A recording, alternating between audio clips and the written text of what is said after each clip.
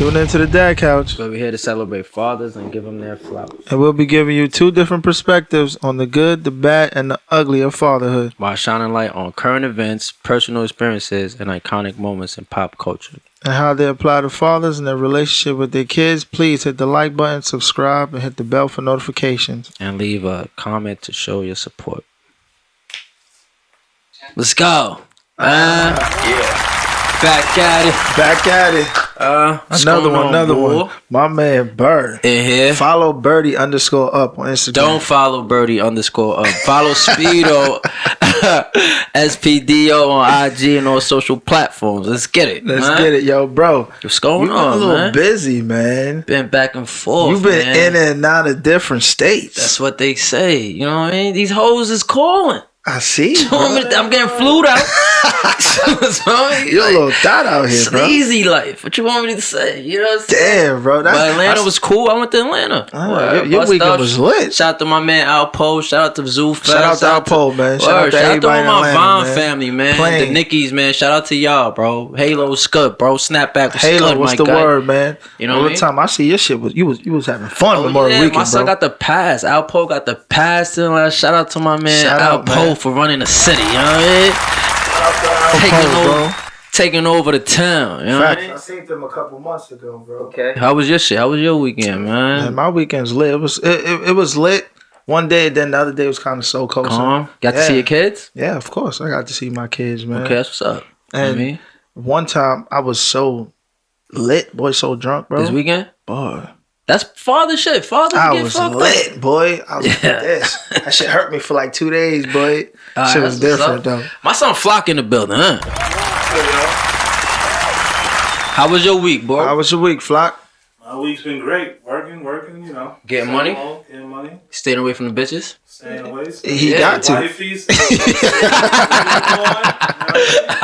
Yo, stay cut it out, bro. Yo, listen, don't get him in trouble. He's on air, bro. Yeah, they still in his DM, man. Smart guy. I know what's going on with the high school together.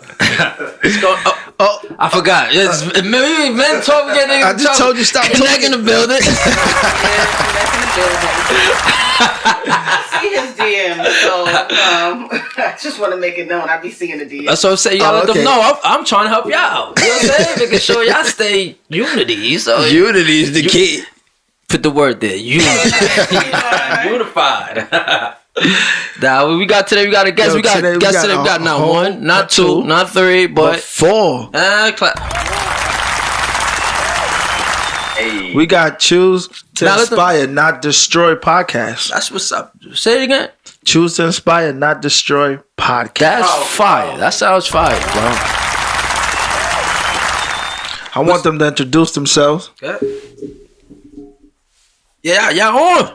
What's going on? Y'all don't want to introduce yourselves? Y'all choosing to destroy right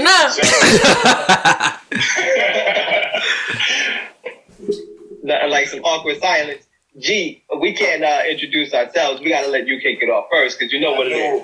I knew you was gonna do it. I just wanted to take the opportunity to sit back and listen to y'all and let y'all do y'all thing, because I'm usually the one that's doing the talking. But I'm George. I'm G. I'm the host of the show, and we just trying to do something different.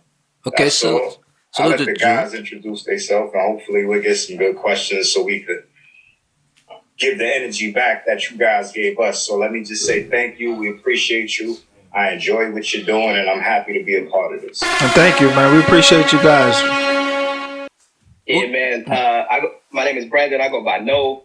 Hold on. I don't even believe G started the podcast without going peace. That's a fact. So tell them start it over. Usually it would be like peace. Choose to Inspire, Not Destroy podcast. Yeah. We're here. We're in the building with the Dad Couch. That's what's up. Kings. And we're just happy to be a part of this. Thank you. That's what's up. That's more like it. Okay. That sounds a little better. Yeah. Right. Simple introduction. I don't got a big peace. Hey, yo. Nah, hold on. Yo. That sounds like a man introduction to me. Do I gotta play the '90s cartoon theme music for you or something? Like, You want to get in that X-Men thing? It's fine. There you go. Armageddon. Who else we got? I'm Kofi. Yeah, just happy to be here. Appreciate you guys reaching out and opening up your platform for us to have awesome conversation and discussion with you guys. So looking forward to it. Always, man. We ready for everything, man. We gotta have. It's 6 men in the room. It's the dad couch. It's about Definitely 7 7 definitely men in the room. baby. I apologize, Fly. and a half. That's a fact. A little deep. You know, And 1 woman. one woman. Queen. Always. Okay. So it's about, fathers giving fathers their flowers, and that's what we're here to speak about, man. Oh, yeah, gotta do fatherhood, that. the ups, the downs, the good, the bad, and the ugly. And the ugly. And we're here to shine on it and talk about it, man. That's what's up. First, let me ask you, how did y'all come up with the name of your show? Obviously, we came up with our name, 2 Niggas on the Couch. Fuck it, let's get it. You know what I'm saying? So, It was like a little slogan that I had a few years ago. I was kind of just thinking, and I wanted to do some shirts. It was like, at that time, everybody was trying to do merch or whatever. So I was just kind of thinking about myself. And I was like, damn, dog, like, yeah, you done spent so much time doing the wrong thing and just tearing people down and just messing stuff up, just destroying, basically. So now take that and choose to do something different. Just try and present yourself in a different light. And it just hit me. Choose to inspire, not destroy. And I ran with it. that's what's up. That's dope, man. So how did you include the other pieces, the other guys? They all represent something that I respect. And they don't know each other. So that's the thing. Like, they know each other now, but I'm the only one that has a history with everybody in the group. They only know each other through me. So I'm looking at them as, they're black men, they're strong, they're smart, they're successful, they're parents.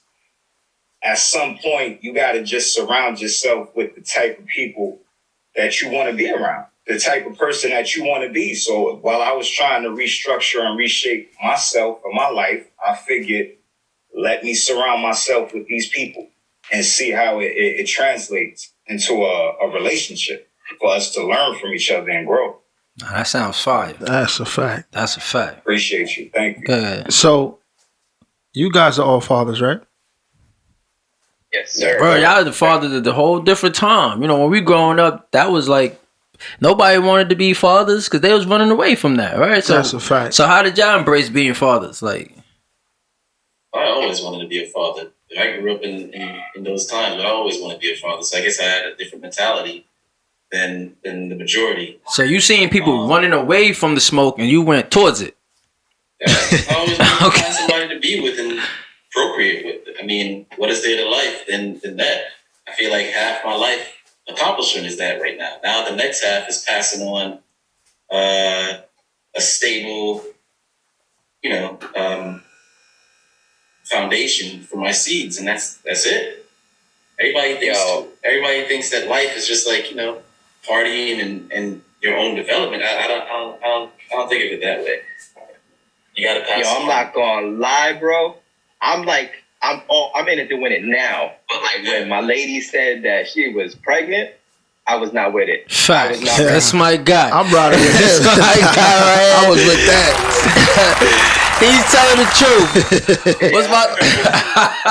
I was like, yo, I can't do this. I don't know what you're talking about. Nah. She's like, How? are you a good? I was like, no, I'm not that good. I'm not ready. I can't. No. How old were you? How old were you? Like, How, like, it's Freedom is happening. gone. Well, it's happening. So Like I said, I might be the minority, but no lie, that's what I always seek for. Yeah. It just happened for me. Like, it was no warning. I was 19, fresh out of high school. Had a girl that, we went through the majority of high school with. And Damn, you was cuffed through the whole high school, bro? You just moving around. that's crazy. Did you do the whole high school? You was cuffed. Your parents knew you was gonna have a baby, bro. The majority, yeah. He said, yeah. He's come. everything. It was no limit to what we was doing. You took her to the prom, no? You took her to the prom, no? To the prom? Nah, I couldn't even go to my prom. I ain't going to prom. Bro, what you was into, bro? You ain't have a no senior trip. None of that. We went to everywhere else. Definitely have to give it an R for that. Gotta be. My son sounding sad right now. And then for me, it kind of dropped in our lap. I want to say like 2 years ago. Our two are my twin brother and sister. My mom used to do foster care and adopted them like 8 years ago, maybe between 5 and 8 years ago. I forget. And she passed last year. So we took over guardianship over them. Wow. Wow. You know, but we were already in the process of deciding whether or not we wanted kids. We had actually, when we got the news that my mom wasn't doing too well, we had just finished our foster care classes. Like we were certified at that point. And literally that week I had to go down and, take care of mom and make sure that she made it at least for the next 6 months. So, but there was always that unspoken. Actually, she mentioned it a couple of times, but there was always that understanding that, if something ever happened to her, the kids would come with me, regardless of where I was in life. Just, when you're thinking about that, when you're early on in your 20s, you're like, yeah, but nothing's going to happen to her, so, we're going to be good until, until you're at least 40 or 50, right? Depending on when, your mom gave birth to you or whatever. So unfortunately it didn't work out that way, and made the follow through on the obligation, and wouldn't trade it for the world. As much as I miss my freedom with my wife, just miss whatever you want to do today, we can go out and go wherever we want. Happy to pass on the things that will make a difference in their lives and set them up for success. That's what's up. So sorry to hear about your mom, but we gotta clap for the obligation that you guys took on. That's a really big deal. For real. All you guys as fathers. Agreed. What were the trials and tribulations you guys first dealt with when you first was having a kid? Being broke.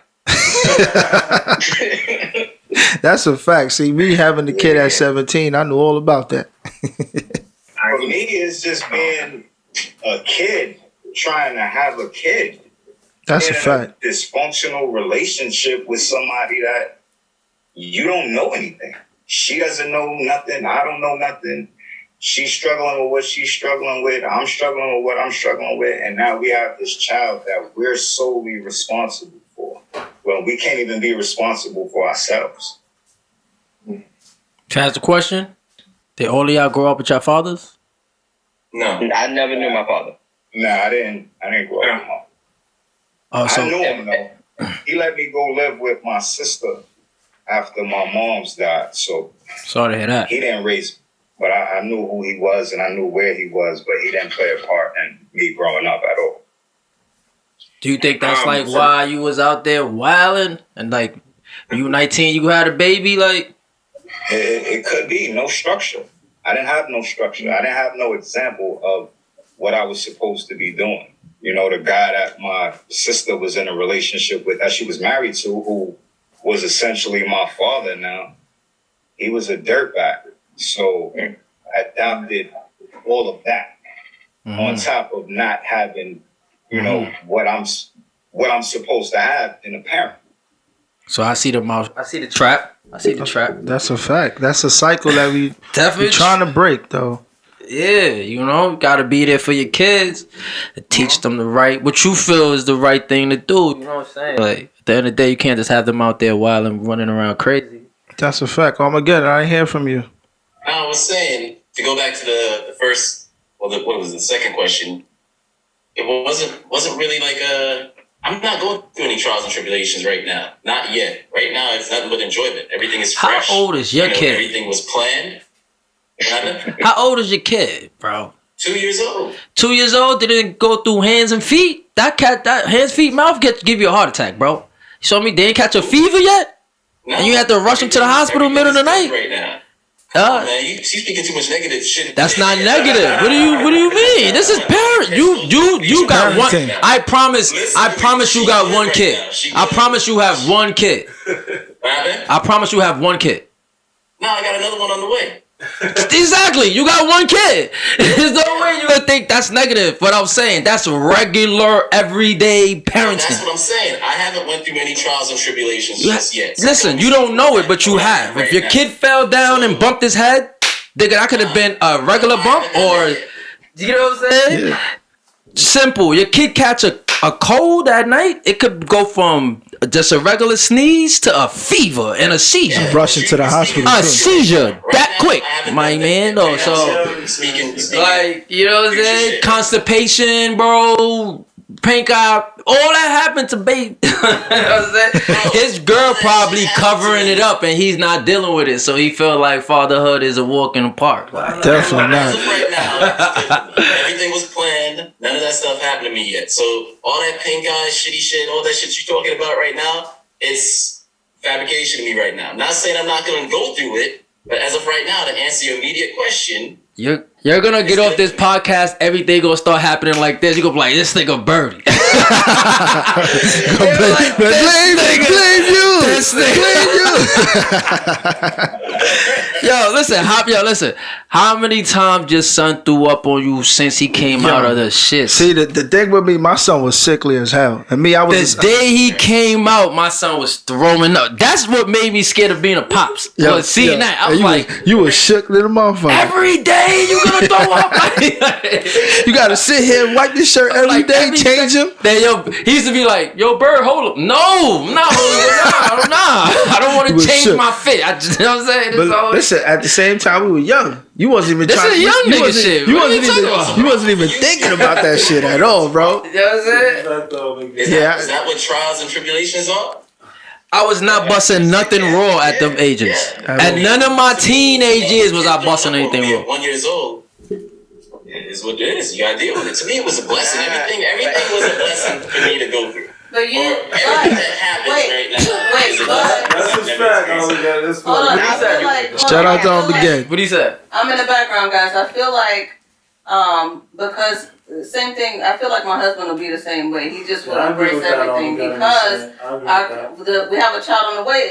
It's gonna be a planned pregnancy. You know, we're older. We're married. We wanted to have a kid. It wasn't like, you know. So I feel like Flock will have the same outlook. Shit, mine wasn't planned. Mine was all fucked up. But I mean, is anybody really prepared for an exploding diaper? I mean, I skip that. Like I see all of that on like, you know, YouTube and the memes, and I'm like, man, I would drop my child immediately.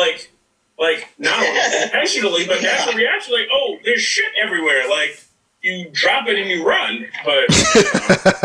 I don't know. But then again, I've never had a baby, so, you know, obviously when you're in that situation, you might think twice. But as of right now, I'm looking at those memes, like, there's no way in hell. Like, I saw one where the diaper was coming off and there was just shit flying everywhere. Like, what the fuck did you have? Like a machine gun for a child? Like, what the hell is this? But you gotta think, Rion, you are... like having a child as like an adult, like when an established. That's what I'm speaking of. People having a kid. I'm speaking from my experience. That's a fact. You're coming from like the ideal timing, like you ready. Yeah. You got like a room set up. Nah. I had nothing. I had my room set up for my kid. I had nothing. The baby got a whole nursery. You know what I mean? My baby room was set up. Mine was. Tanya came home to a whole room, carpet done, all that, crib done, all that. You was on point. Yeah, she thought I didn't want to be at the hospital. She was like, "Oh, you don't want to be at the hospital? She don't know I'm in the crib fixing it up." Yeah, thought it was gonna be a surprise. It was a fake argument. You saw me like shit was crazy. Man, shout out to fatherhood, man. All different experiences, man. Oh yeah, my son said he didn't want it. That's what I want to hear. The heart attacks, people that's ready to cry. You know what I'm saying? Who did you call when you got like after your first phone call? Like when you got the initial information that you was about to be a father, who did you call first? Nigga, you Speedo. Me? Yeah. Who's the first person you called? I ain't call nobody. I ain't want to tell nobody, man. Who was the first person you told? If you can't remember. I think it probably was my brothers. At the same time? You had a meeting? Yeah, we all live in the same crib. And we was always together. He's like, everybody at the living room? I told my parents later. I told my mom, and then I told my father. My mom's the first person. She called me, boop, hung up, called my mom's. That's it. If my mom said no, I'd be like, nah. If my mom was like, I don't think it's yours, I'd be like, nah, it ain't mine. But my mom's my mom's energy, whatever she felt, I'd have ran off of that. That's her. It's like, she would. If I was confident to have a baby, she would have been the one to sway Knowing you me. all in the poons, your mom ain't there.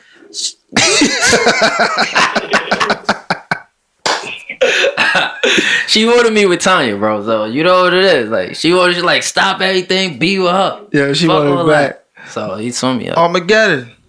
Yo, Who was the first person you called I have to call anybody. to inform I you? I waited a few months before I even let anybody know. Because I wanted things to be solid and solidified first. Like after the first couple checkups and things like that, and then afterwards, I think first I notified was my mom. That's pretty much all I have. So that was it. That's what's up. That's what's up. So my sister told me. I ain't even know. I was at work. Yeah, she called me at work and was like, "Congratulations, you're a father." So I didn't even tell nobody. We went through that whole pregnancy with just us knowing. And my sister found out when she called her to get in touch with me. And from there, the door was just open. Everybody knew. Yo, the craziest part about all of this is that's my nephew. He's talking about my sister in this conversation. Shout out to your sister, man. Like, that was your wife. Y'all was married after your kids or before? After. After. Yeah. My wife was the one, to answer your previous question, my wife, so, I was down in Virginia, she flew down, was in the hospital. The kids were around. My mother's husband was there, but he had a brain injury, so he was suffering. He was like 51, suffering from early onset dementia. Like legit, only could drive there and back to the house, forgetting the kids, not like showering or any of that. So like literally, when we got there, my wife went into like mother mode and was like, "I got the kids. Just focus on the doctors with your mom." And then this was, my wife's a teacher, so this was like August, and we had to come back so she could like get her classroom prepped and all that for the next year for school. So mom finally woke up out of the coma, and we were like, "Listen, we've got to go. What do you want us to do with the kids?" And she was like, "Well, I wanted you to take them." So my wife immediately was like, "All right, we got them." Like, she looked at me and was like, "It's fine, right?" Like, there was no like room for me to be like, "Well, let's, these are two, preteens that are coming to the house." She was just like, "Right." And I was like, "Yeah, sure. Anything you say, honey. Absolutely." Shout out to you for that, man. She just went into mother mode. Shout out to your wife, too. Yeah, shout out to your wife. Yeah, you got the right one. That's a rider right there. Women understand that? She easily be like, "I'm out of here." Do you feel like majority of women understand that? Like, without this show, I wouldn't feel like a woman would even, You know what? appreciate that move right there. Yeah, they probably won't. They probably won't make it all Without about this them. conversation, this show right here, I wouldn't even. You know me. You know how I think. I think they probably would think it was all about them at that moment. You drop everything and just focus on me and me having the kids on mother mode. Yeah, but shout out to your wife for doing that. I don't know. I think speaking from a wife's standpoint, I think a wife thinks differently. If your mother endows that responsibility upon you, and she knows that that's what's expected, then I think I would be the same way. And you said, hold on, those are your adopted. What's the situation? Brother and sister. That's adopted brother and sister. Yeah, I mean, they were adopted by my mom, so they're my brother and sister. I mean, that's the way. And how old? Technically, in the eyes of the law, they're my adopted family, but And even that's gray area because, like, when you tell people that and they're like, oh, wait, so one, how old was your mom, right? That's the first question, right? They're doing my age, and then how old was my mom when she had me, like 9 or something. And then, like, so that's your brother and sister, and it's one of those things where they're like, well, everyone assumes they're your kids, right? Mm-hmm. So, like, to make things easier when we're out, when somebody assumes, like, the doctor is like, yeah, so, Dad, is there any, like, family history or whatever? I'm like, well, no, nothing that I can think of. It's also through foster care and adoption, you learn very little about, the bio parents' information, so, right? So, you don't know if there's a lingering health problem from that family because all that information is closed and burned when they're in foster care and then especially when they're adopted. So you're kind of flying blind, but you allow the assumptions to come because if you spend your time correcting everybody, you're going to be there for hours correcting them about their brother and sister instead of, son and daughter. So let me ask you guys, how old are you guys kids? Ours are 10, turning 11 in September. The question. My daughter's 8. She'll be 9 in 3 weeks. 21, 10, and 6. My son been through it. He got a basketball team. That's what's up. I have 2, and my wife got 2, but I don't do the step thing, so I just count them. That's y'all awesome. Awesome. Listen. Listen. Let me tell you why we got this show. You know what I'm saying? I'm the person that other people could talk to. Y'all some awesome guys. That's a fact. He ain't mature. He's not mature enough. Are very much important to the world. Now, a nigga like me. That's all I'm saying. You know what I'm saying? Back to the next question. I ain't gonna put my foot in my mouth. Shout out to him again. He got the little baby on screen. Yeah. The 2-year-old. We love to see that. That dude for a good you know what I'm saying? I said what? I love it. If my daughter right now was with me right now, she'd be doing the same thing because she's 2 years old as well. Salute. Okay, what do y'all look forward to?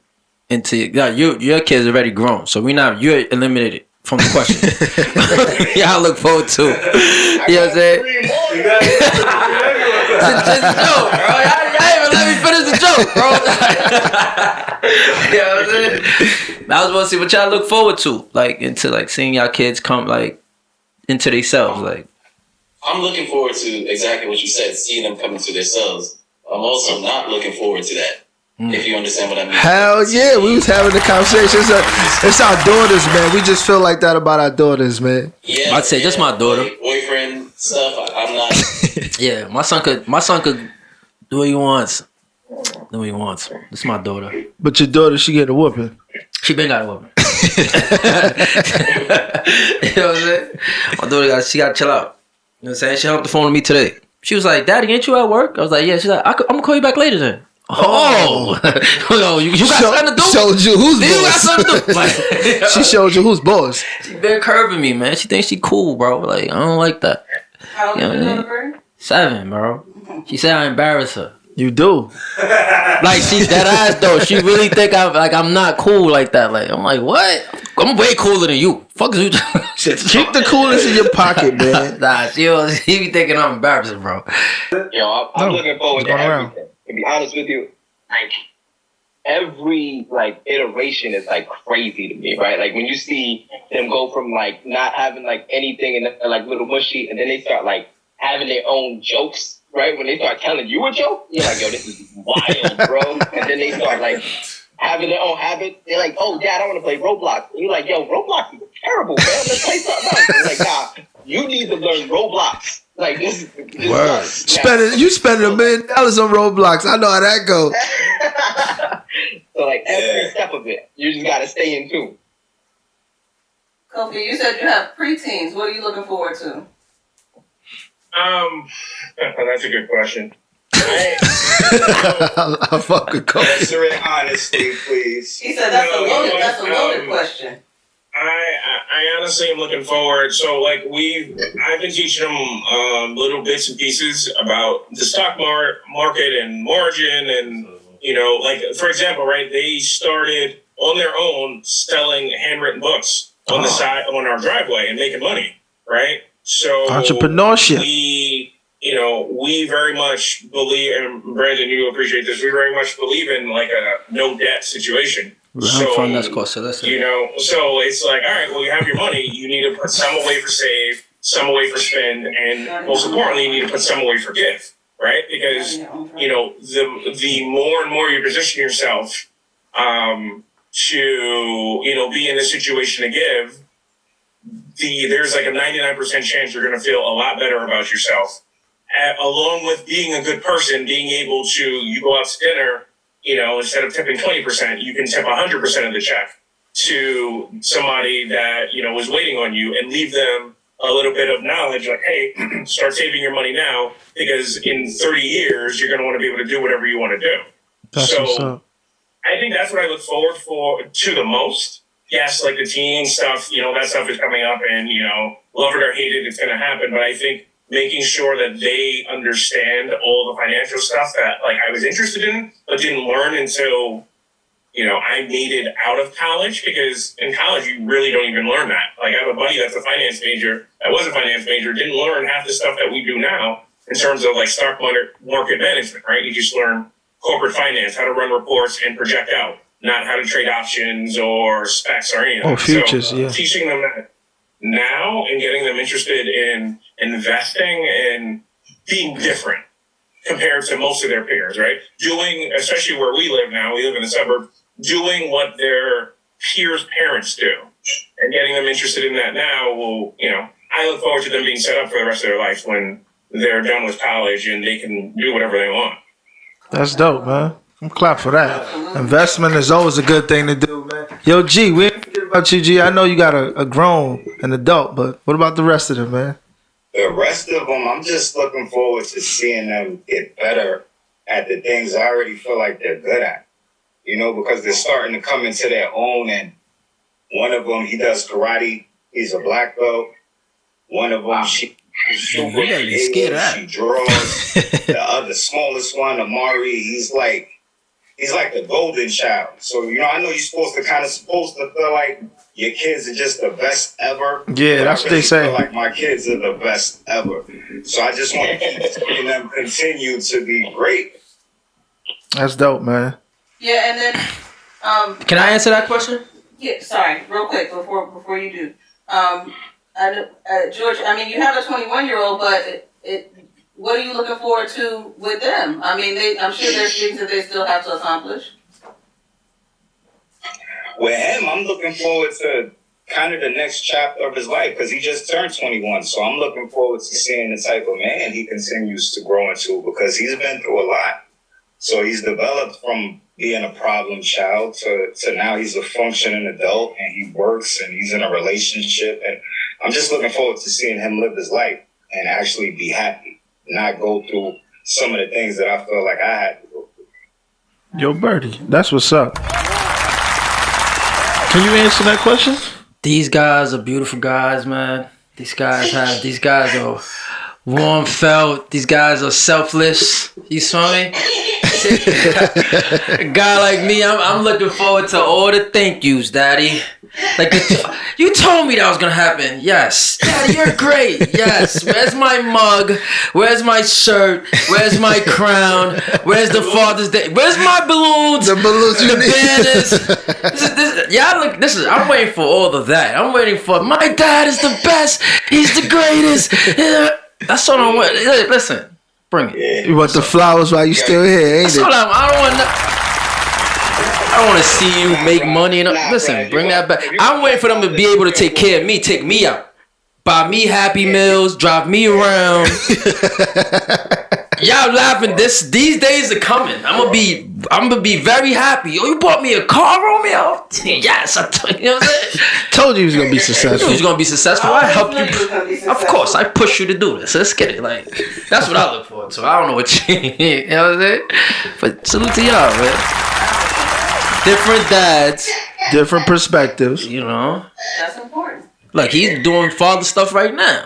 He's As talking we about speak. you can't even get through a podcast. No trials and tribulations. She's like an unofficial member of our podcast. Yeah, she's on the show. Oh yeah, he the villain. Okay, I understood that. 6th man of the year. Somebody trying to start sending cease to desist at some point. You know what I'm saying? You got a question you got for Connect? I wanted to ask you guys about disciplining your kids. Sorry. It's okay. Before you ask that, do y'all curse in front of your kids? Nah. Nah. I don't. No, this is what I wanted to ask about that. You don't. That's 2, right? Who else? Armageddon? I'd be lying if I said I did. Right now, See. I feel like she don't understand, but I need to stop because she's gonna start repeating soon. And that Coffee. We've been better. so that's 2. Okay. Yeah. 2 and Clap 2. for that, clap for 2 and 2. Clap for that answer, Coffee. Because you know all y'all kids is gonna be on TikTok, right? Oh, Like man. this is what bugs The me out. Your exposure. kids on TikTok, they watching all these grown stuff. They on YouTube, cursing everywhere. But then you look when I said curse words, yo, in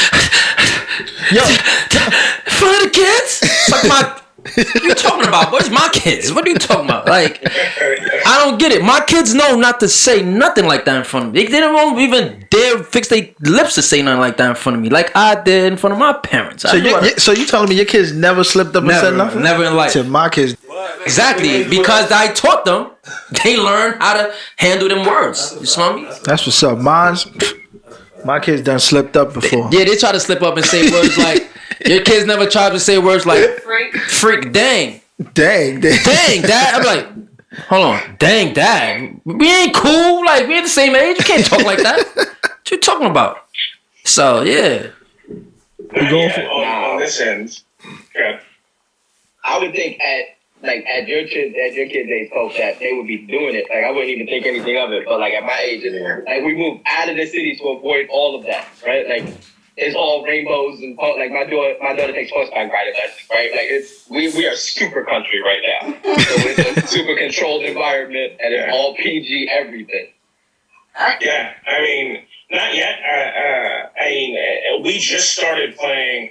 Like, so my given point was, I think we were going on like a car trip somewhere, like as a family, and like I got tired of playing the edited pop list. Shout out to that. I have a playlist that's traveled through, Google Play to iTunes to YouTube and whatever it was in college from CDs, right? So like that list is, I'm talking about like everything you can think of back to like 2002. So it's filled with a whole bunch of Nelly. That's a lot of Jeezy, bro. That's trap music, bro. G-Unit. It's a lot of G-Unit in there, and, bro. like the kids like acknowledge there's a curse word. They look at each other like, oh my god, but they don't curse. I think part of that also is 11? we don't give them electronics to mess around with. Like they don't have a cell phone like their friends. They don't have iPads. The only time they use the computer is when the school gives them laptops for like certain things. But outside of that, like after their work is done, we don't do TV unless we're there, or unless we throw something on for them. Because go back to having the childhood that we had where we were forced to go outside and do things, run around, scrape up your knees, and hear curse words everywhere. Not sit there. What do you mean? You go outside and hear curse words everywhere. Like, you know what I'm saying? So for somebody to tell me to keep that away from my kids, it's like, boy, I'm not gonna, like, you know what I'm saying, pamper my kids, but they can't hear curse words, bro. Like, Your question, Connect. Oh yeah, I did have a question. I wanted to ask you guys about disciplining your children. Is that more something that you do, or your wives, or these are nice guys. None of them lash their kids. Who's stricter? No pow-pows. No Do you towels. whoop your kids? Do you spank your kids? Do you All time out strictly your kids? timeouts and long talks. Let's hear from the How do you guys discipline your You kids? talking about me because I definitely am the long talk. Yes, so you got a nice little poodle in the back. I see what's going on. I see what's going on over there. It's very soft and cushy over here. Very soft. As it should. You know what I'm saying? I think for me, I've kind of just experienced so many different sides of having to discipline. So now it's completely different from with my 21-year-old. You know, he kind of took all of the beatings for all of the kids. Word, just like my 17-year-old did. You know, it's like you kind of feel like that's how you're supposed to discipline your kids at a certain point. You don't even really talk to them. You don't explain to them why you're doing it. You're just doing it and you think you're teaching them. But you're really just teaching them to not get caught in what you caught them doing. They're not learning anything. So now I do a lot more talking. It's not really a lot of a hand play going on with me. Again. Nope. How do you feel about Right now, loud noise scares her. So a little tone where you just switch up where you're not joking anymore, she'll start crying. You know, I feel like disciplining. I feel like there's 3 stages of discipline, right? In the beginning, loud noise, works. In the middle, maybe a little hand play, and then later on, kids get used to that hand play. And then you got to switch to talking. Yeah. And you just gotta feel your kid out, whoever they become, how they become. She might be still afraid of being yelled at. You know what I mean? And then some kids, like myself, when I grew up, I didn't care about being yelled at. I was just like, all right, she gonna yell at me, my mom gonna yell at me, I'm gonna go back outside and do the same thing. But when she took the belt to me or she used hands, I'm like, yeah, I'm not feeling that anymore. And then later on, it became when she spoke to me, and I felt really disappointed in myself as if I disappointed her. That hit even more. So I feel like as right now with me, it's just I'm the more disciplined person, and it's just loud noise. That's pretty much it, just yelling. But I feel like later on, your kids change, and you got to figure out what works best for your kid. That's what's up. Kofi, what about your kids? Sorry, go ahead. I was just asking, what about your kids? So I hands down, my wife is so I'm going to preface this by saying we're non-physical, right? She is 100% the better discipliner than me. She's more discipliner? It, Yeah, right? she the gangster. Hold on, discipliner? Is that the word? Or discipline? Hold on, Corfy. We gotta get this right, because we grown men. I don't want to pick up your bad habits. So what is the proper wording right here? Here's the beauty: we no longer operate.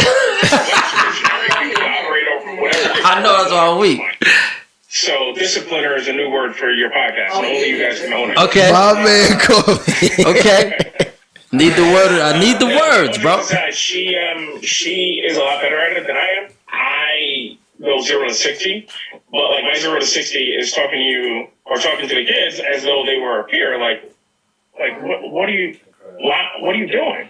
Oh, hold on, Kobe. All right, guys, we're back rolling. So yeah, Kofi, I'm sorry. You can go back. Your wife is the main discipliner. Yeah, so disciplinarian, right? Thank you, Brandon. And she's a lot better at it than I am. I go 0 to 60, and then I start talking to them like they're peers. Like one of them is drunk out at the club, making a fool of everybody. Like, what are you doing? Like, why would that ever make sense to you? And understanding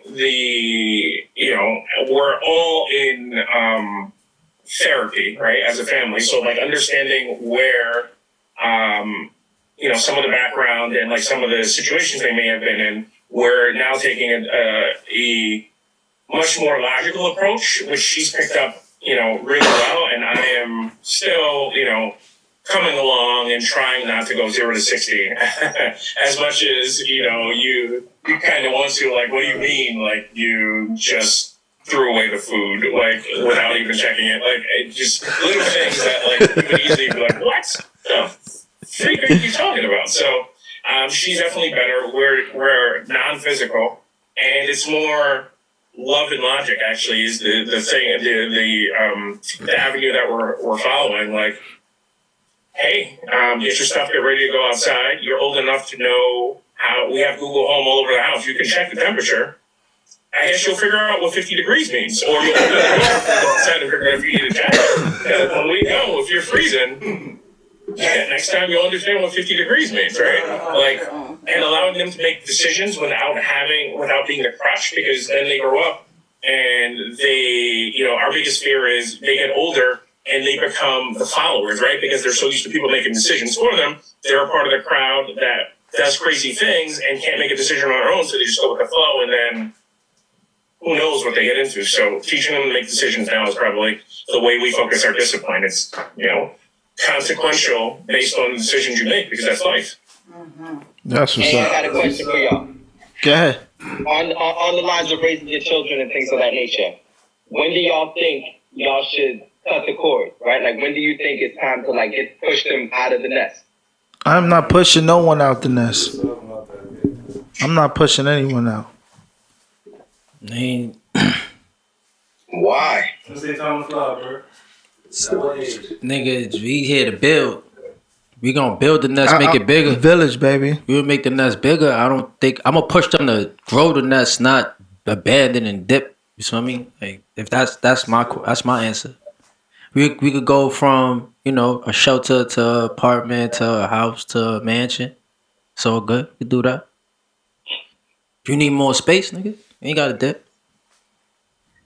I respect it, because I was thinking along the same lines, right? So we were raised in a time where it was like, yo, once you become a man, you're on your own, right? Like you figure it out. You can't do that here. I'm Haitian, right? bro. But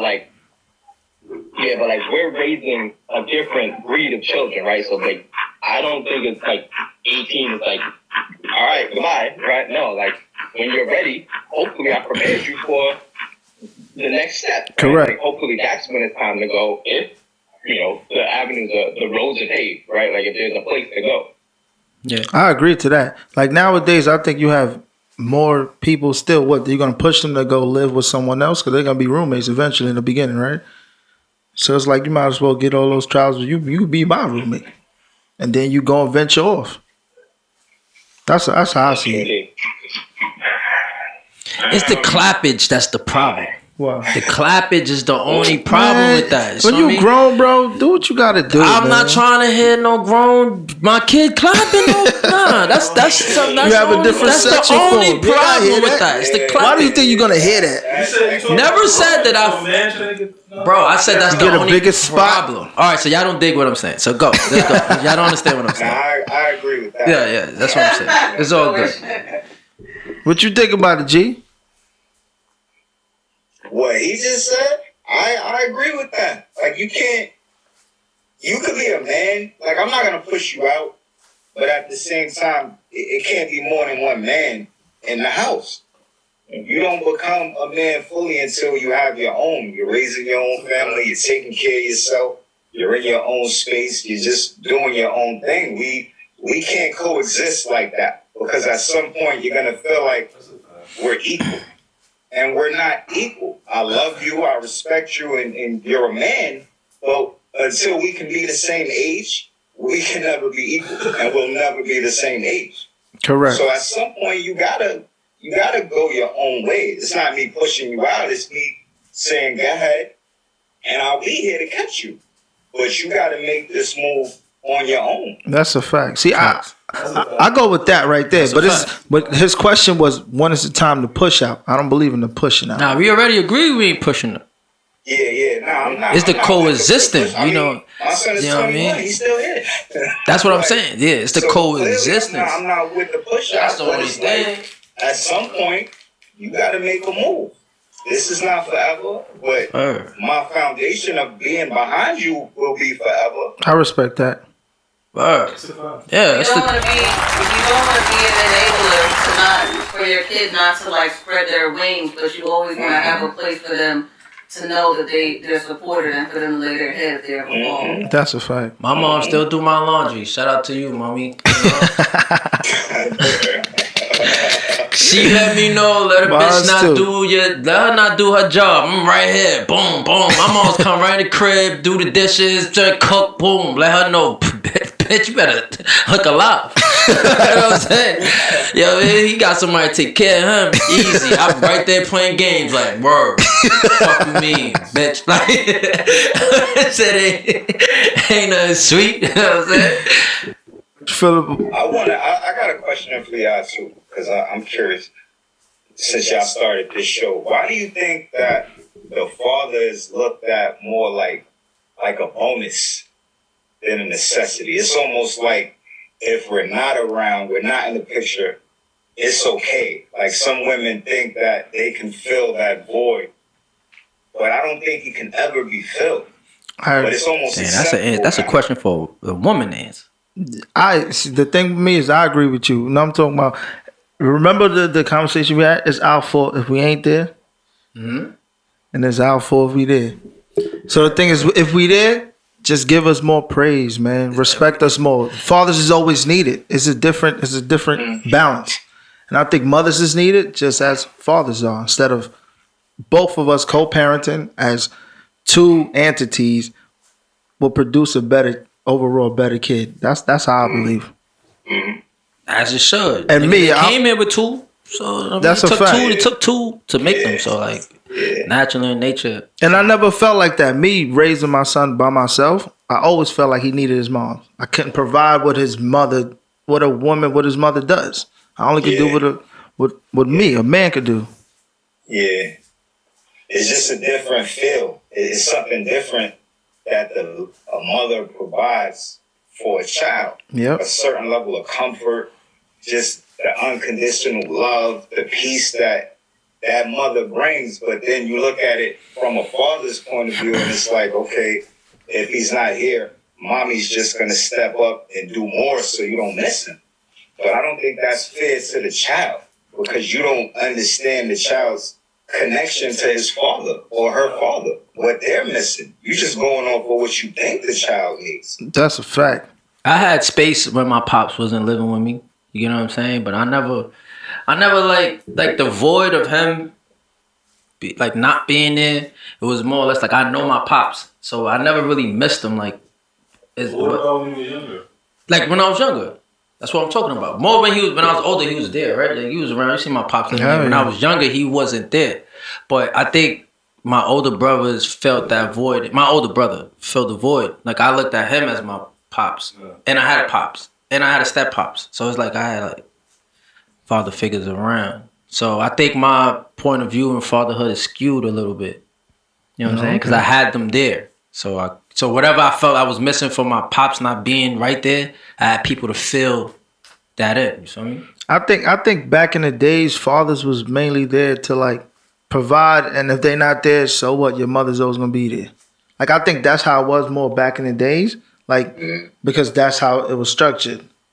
He said something that I want to touch on, but I don't want to disrespect you, bro. I just want to talk about fatherhood and perspectives. You know what I'm saying? Like I don't think my pops would go to therapy with us. My father probably won't either. He wouldn't.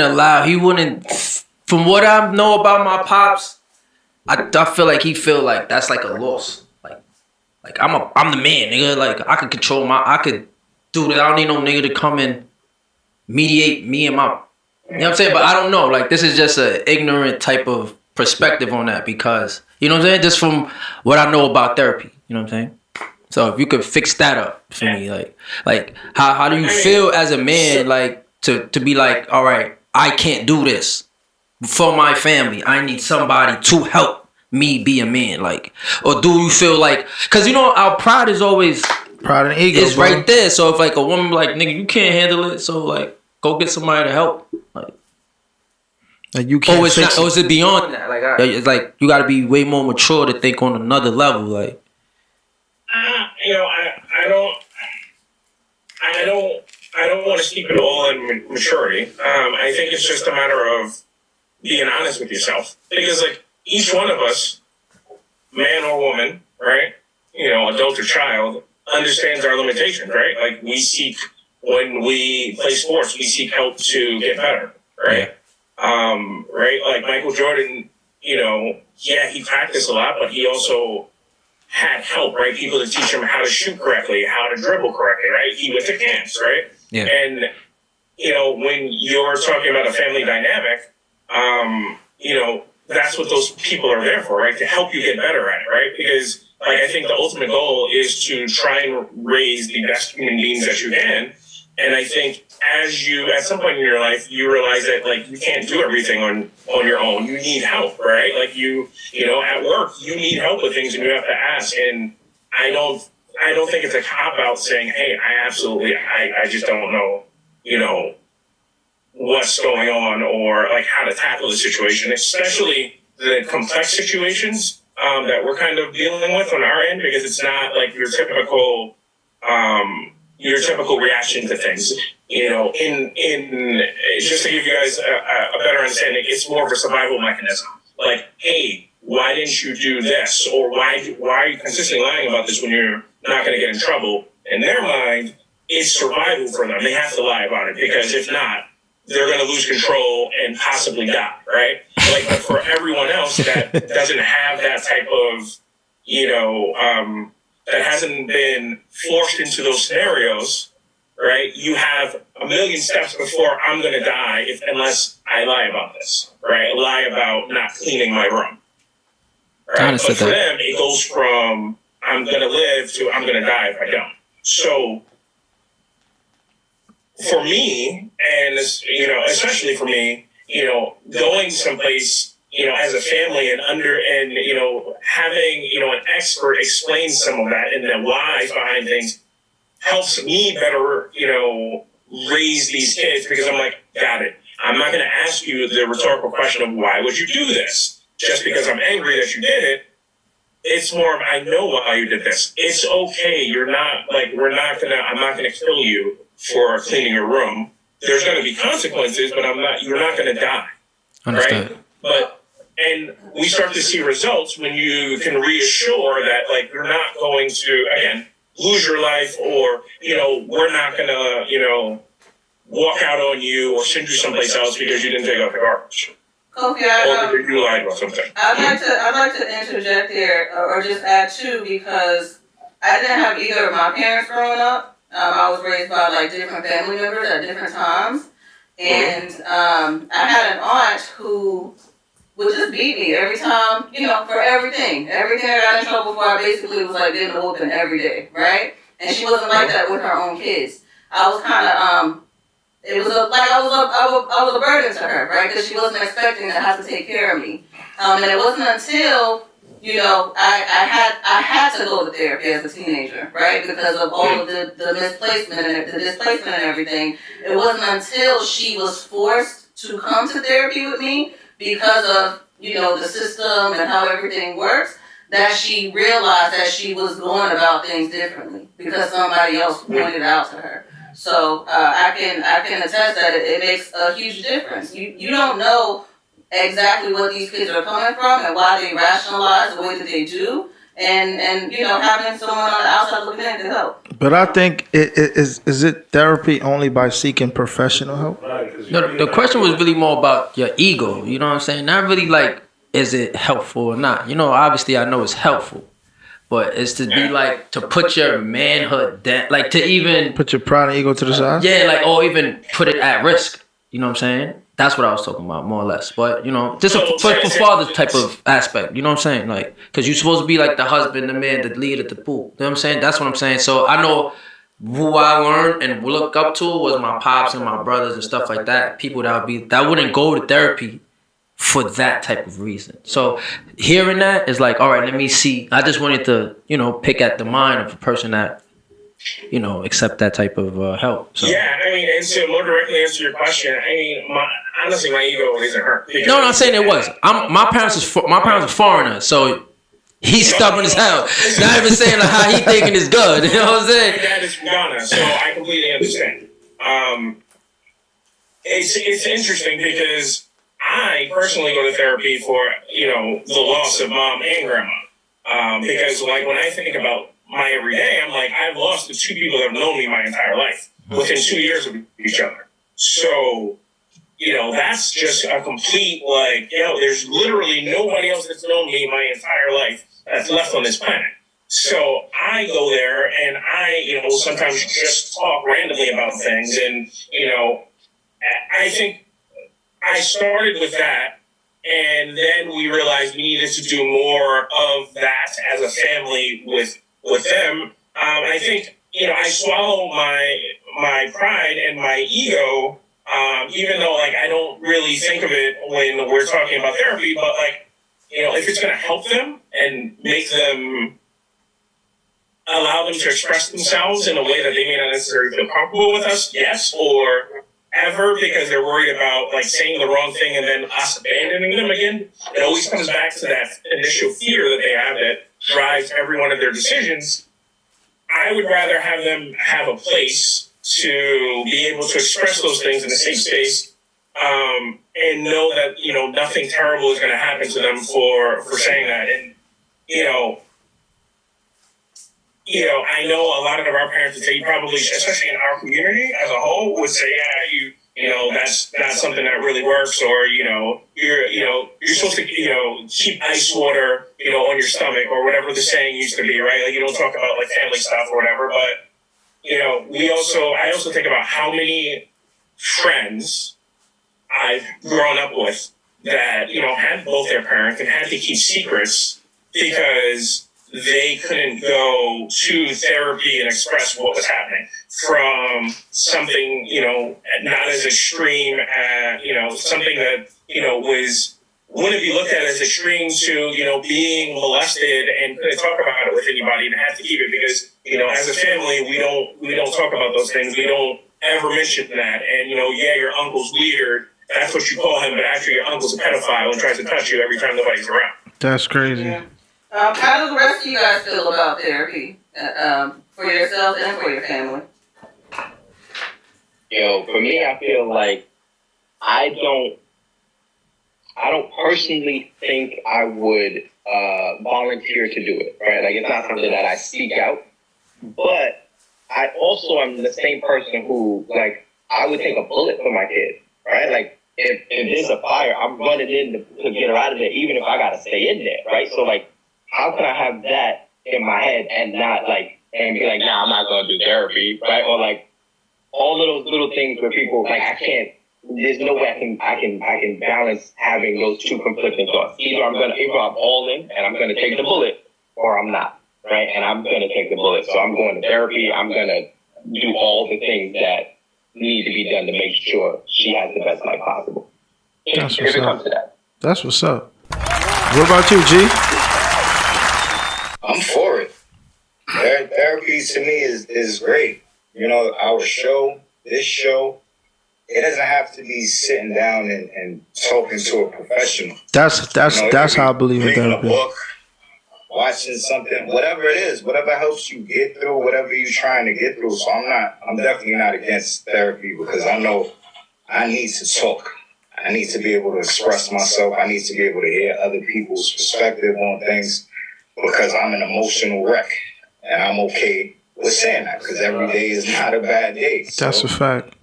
I just keep pushing, and I'll do whatever for my family because they'll do whatever for me. So I owe that to them. Again. Therapy. I used to be against it. Like, I used to have that old mentality, that old thinking, like, who the fuck goes to therapy? What is it there for? Like, you could deal with shit on your own. Like, why put everything out there? But thank you. But I see the results of it, having gone through it myself, and I've seen the positive results with it. And I think it's needed. You need that outlet. Not necessarily do you need someone who specializes in it, you know what I mean? But just like George said, you can have a group of guys and we just hash it out. Women do this all the time. They go out to eat, they talk to each other, they express their emotions, they express their feelings. Men don't usually do that, and so I'm all for it now. I'm all for the whole talk and expressing. That's why I agreed to join this podcast. I thought it was a wonderful idea when G brought it up. So no, I'm not opposed to therapy. I'm for it right now. Yeah, For me, therapy is all good. Self-therapy, thank God for me. I have brothers and friends that I can actually speak about anything with them. So that's to me is therapeutic. That's why I asked earlier, is therapy only seeking professional help? Because I don't think that's therapy. Nah, I mean, I think as long as you have someone that you can be vulnerable with, right? Like, talk about the things that make you, like, uncomfortable. I'm with that. Agreed. Doesn't always have to be a professional. Just someone you trust, and will either you can preface it by saying, "I just need you to listen," or give me your honest opinion. That's a fact. And know that even if they say the most egregious thing that you don't agree with, and you're like, "This person must be crazy," know that it's not coming out of a malicious place, but just another person looking at the situation. Like, are you really tripping over that? Like, that's.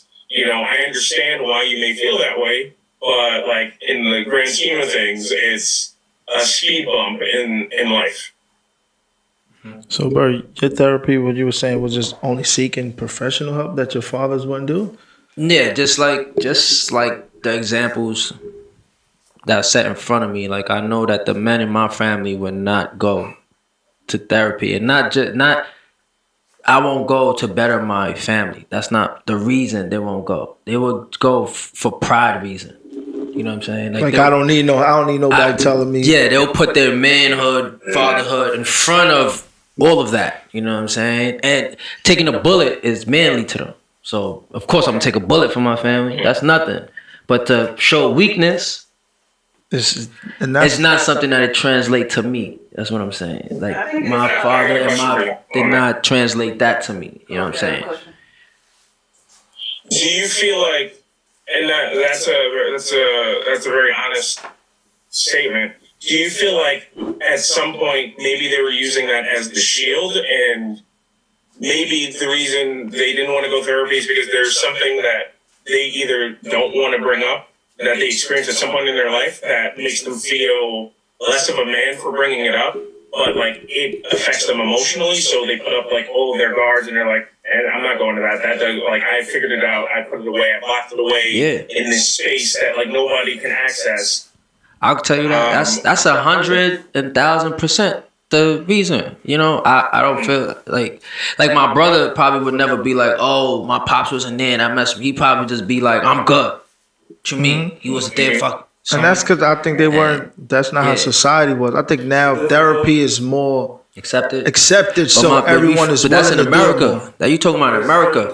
My parents we Haitian, bro. Like that's still didn't cross over to Haiti yet. So. Yeah, it ain't crossed over to Honduras either. That's who I'm talking about. Then I'm talking about my crib. I think that's a great conversation though.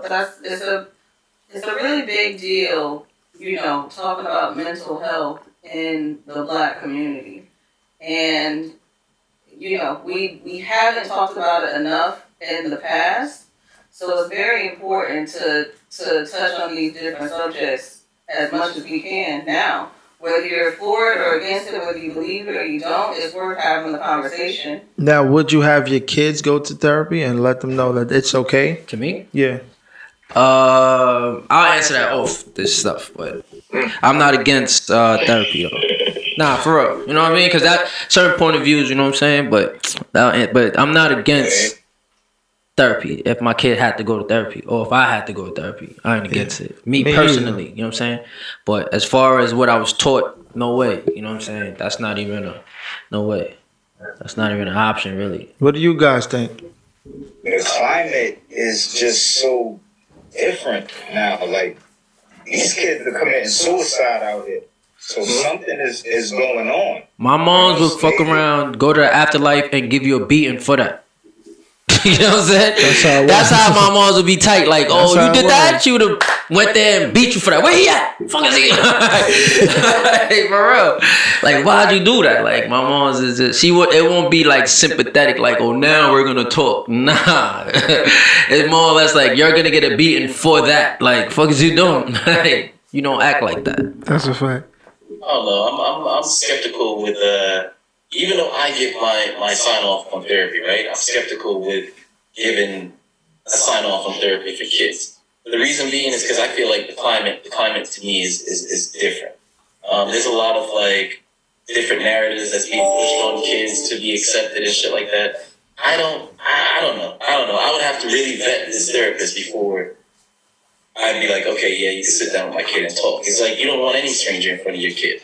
You know what I mean? And I don't want any kind of like crazy oppositions being pushed into their head.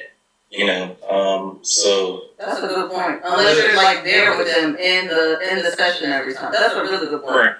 Yeah. So I don't know. I think there's an age for therapy, and I wouldn't let my kids. As of right now, the way I'm feeling, I wouldn't. The climate is too iffy. There's different views that might not arrange with mine, and I wouldn't. I mean, so I think it's important to find the right type of therapy.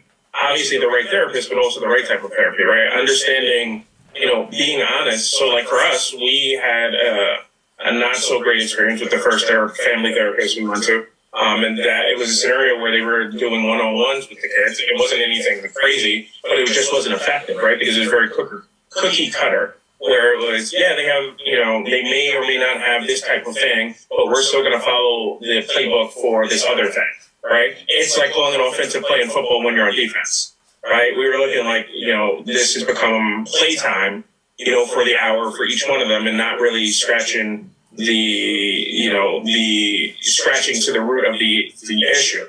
Now that we found someone else, we're family therapy and we're all there, and we're doing the work also outside of it because we have like assigned homework and reading, which is awesome, to help us understand what's coming up the next time in therapy, and also helps us understand, again, the thinking that goes through their minds as this is happening. Then it's like, this is vastly different than what we first experienced. But it took some digging, to be honest. It really took, like, we were at the point where we were getting ready to drive like 3 hours any direction to find someone that could actually help us because of the first experience and how it didn't work. Yeah, I think for me, it depends. Like, there's a situation where, like, you have to consider it, right? Because, God forbid, either I or my wife pass away early, right? I'm going through something at that point, and my child is going through something at that same time, and it's hard for me to like fix what's broken in her while I'm broken, right? Like I'm not in the right mind state. I'm doing what I can for her, but I know it may not be enough because I'm not at 100%. Like I'm not on my game right there, right? Like I lost everything, right? So like maybe having someone else help out, like pick up where I'm falling, might help, right? So like it really depends on the situation. Even for your kids? Yeah, so I think the standpoint. In that specific situation, right? Like if I passed away and my wife is broken, right? Like I would hope she would have a professional help my daughter work through losing her pops, right? Or like if my wife passes away and I'm broken, I might need a professional help my child deal with losing her mom, right? Like that's a situation where I would probably bring my kid to therapy. That's what's up. I feel like all of that stuff is like, it's just iffy, because a kid could be acting up and going crazy because you didn't let him have a cookie before bed the night before. And some parents might think, oh, I gotta take them to therapy. They told me they hate me. They're gonna do this. They're gonna do that.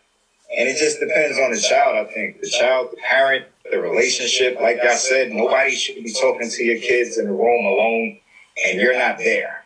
They're too young, too small. They're too easily manipulated. It's a real touchy issue.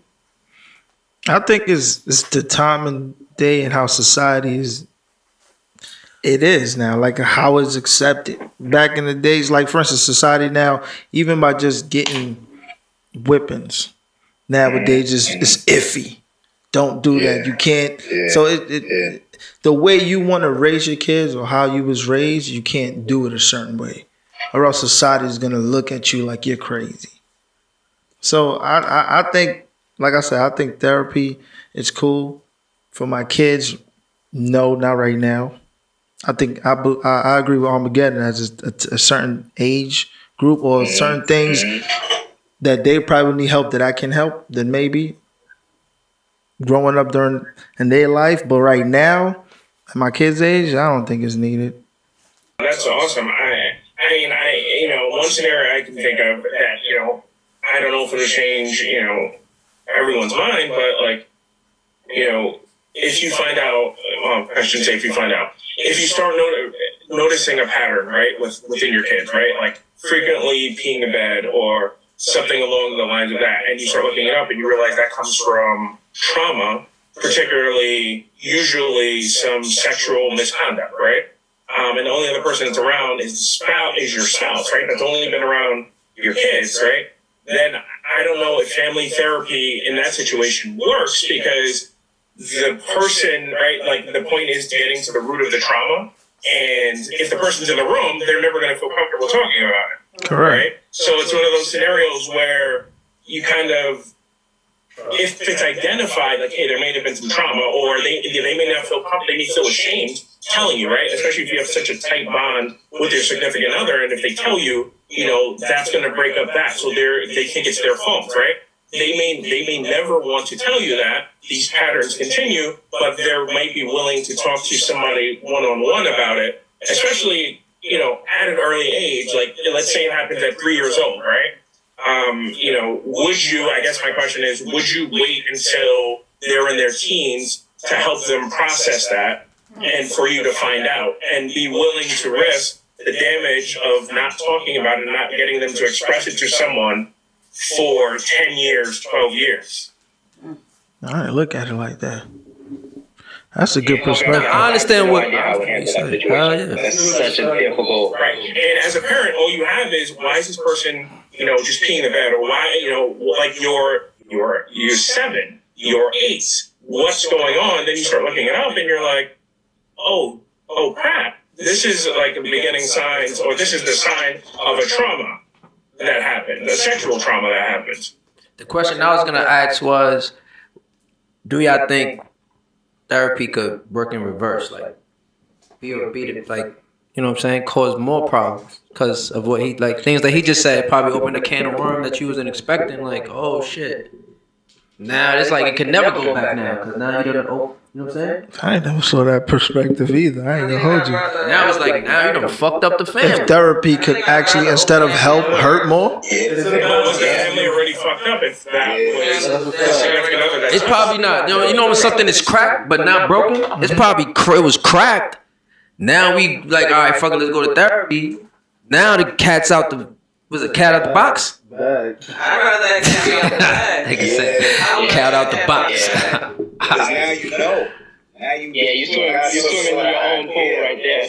You married a scumbag. I mean, No, not saying. No, I'm just saying. Like, could you see, like, all right, yeah, you did marry a scumbag, but now this person can't live it down because now they talked about it. Now everybody know. That kind of could drive them to do suicide now. Now everybody knows. I never saw it like that, but that is a possibility. The therapy not helping? I never saw it like that. Never saw it like that. Yeah, I'm just saying. They put it in so much of a positive light. Yeah, they can't do. go the other way. You know what I'm saying? It can go the other way. So like, let's not eliminate that as.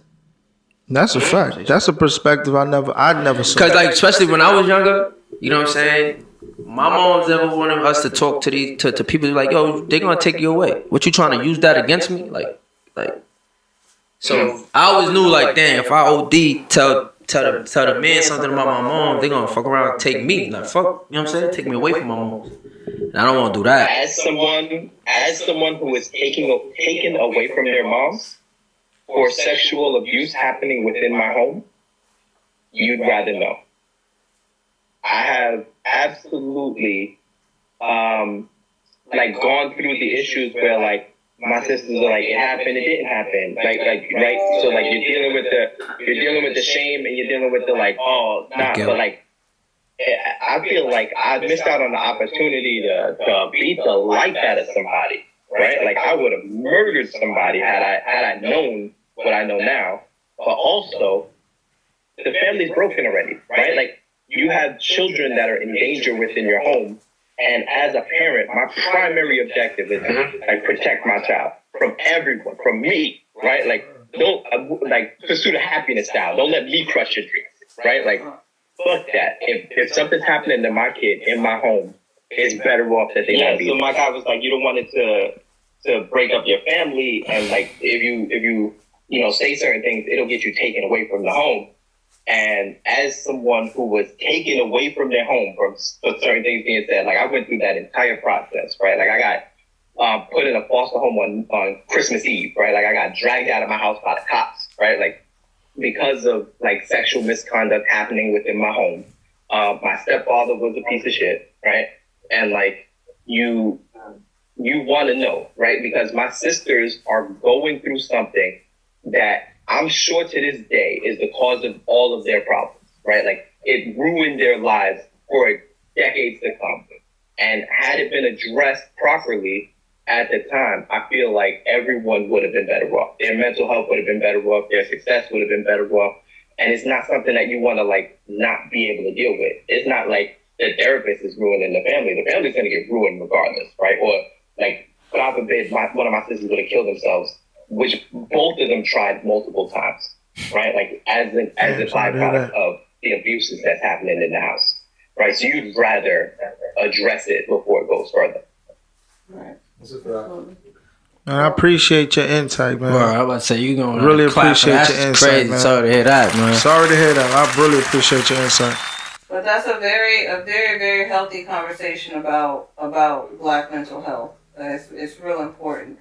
I know we're kind of going a little bit long, so I had a wrap up question. Did you guys have anything else you wanted to ask? Wrap it up. Want to ask something? No, wrap it up. Okay. All right. Good. So I have a question before they did. Okay. Okay.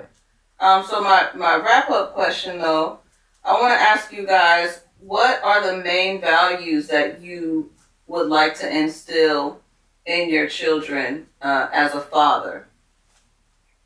G. Who's going first? Me? Yeah, I G. usually go last. Start it up, G. Family, and just love. You know, I feel like everything we're surrounded by is built around love. Being able to love yourself, being able to love your family, love the people you're around. I want my sons to be close to each other as brothers, to take care of their sister. I want to bring the Black family back because I feel like that's not a thing the way it used to be. I mean, I can't speak for everybody, but for myself, I didn't grow up with that. I didn't see it. I didn't know what it was supposed to be like aside from TV or movies or whatever. So for me, that's very important for them to have that structure, to be family oriented, God, believe in God, go to church, pray. It's just a lot. I don't even want to ramble. I'm going to let somebody else go, but for me, family is it.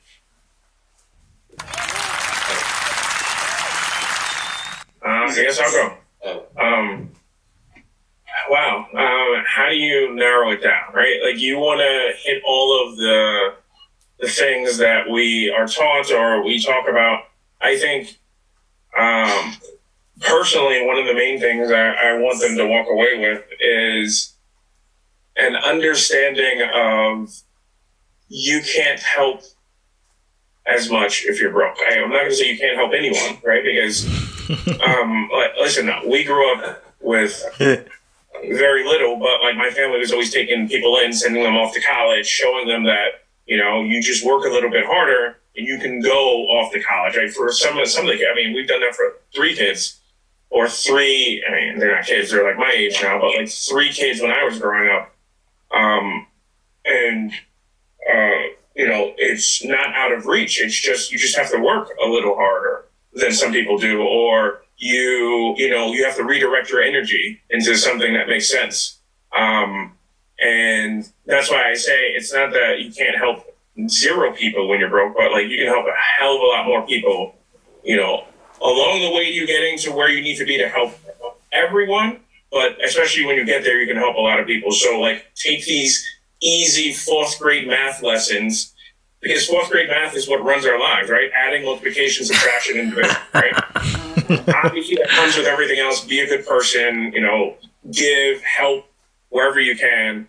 But I think that's the one thing that a lot of kids, and even a lot of our generation is missing, right? How many millionaires do we have walking around that, you know, whether they're in sports and entertainment, that are broke in 5 years, right? Like, how do you... I have to go to therapy personally after that. If I had $60 million, and got out the MBA, and 3 years later I'm broke. Listen, I'd be all in therapy. Like, what didn't I do correctly? Like, Well, you got to afford therapy after that. That's such a ridiculous amount of money. Like, you can literally go talk to the put crackhead down the 4 of block. that away and live off of interest. And that's like not even something you have to actually like put any brain power to. So to be broke after that is nuts. So I think the most important thing is put yourself in a position where you can help even more people. Help people along the way there, but definitely get yourself in a position where it's a no-brainer and you can do and dictate whatever your terms are, right? You go into the situation dictating the terms. You go into a negotiation being able to tell the other person what you're going to give them. Absolutely. And not just going in hoping that you get something that you like and having to negotiate.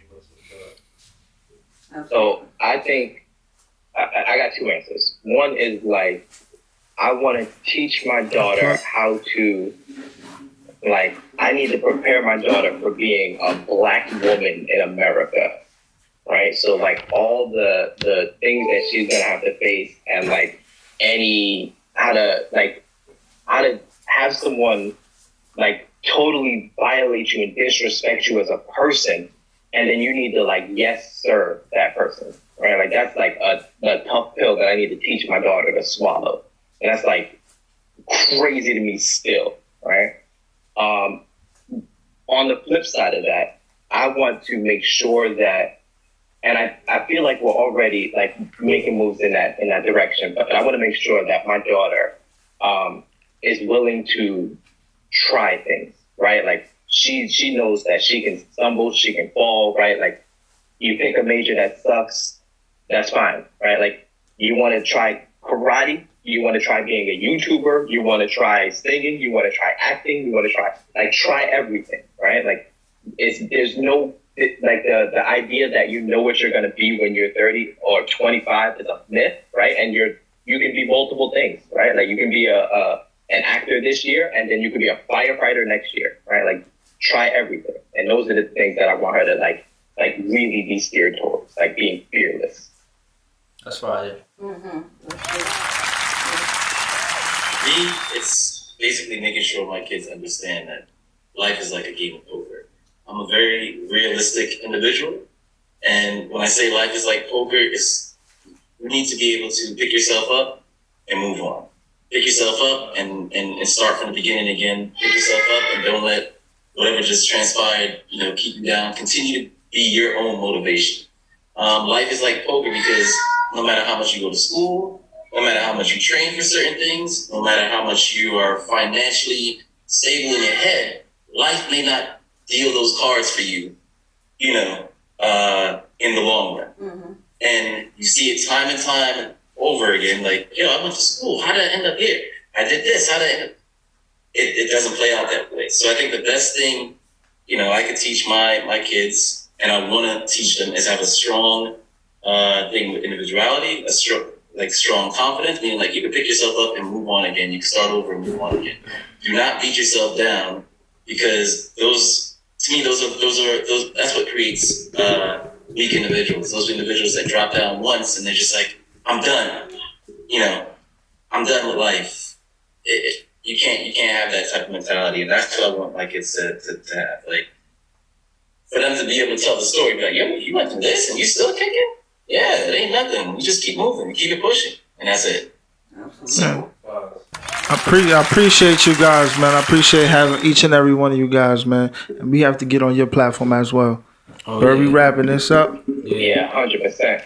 Yeah, I appreciate y'all coming on the show, man. Until next time. Yeah, it was. Wait. My G had a last question before we go. We can't let you get cut off. Oh, no. It was like, do all of that. Y'all kind of fake answered it. That's why I was like, all right, go ahead. All right, that. Yeah, I appreciate that, though, man. But you guys want to put your IGs or your Instagram?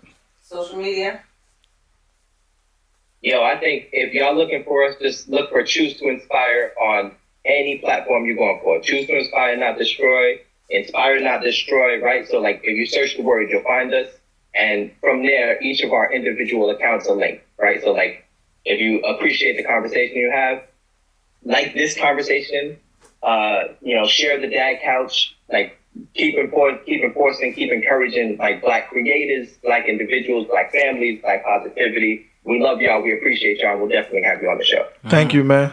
Thanks so much, guys. Thank you. Yo, That's a wrap. I like it, man. I appreciate every one of y'all, man. All y'all energy. Nah, it's a fact.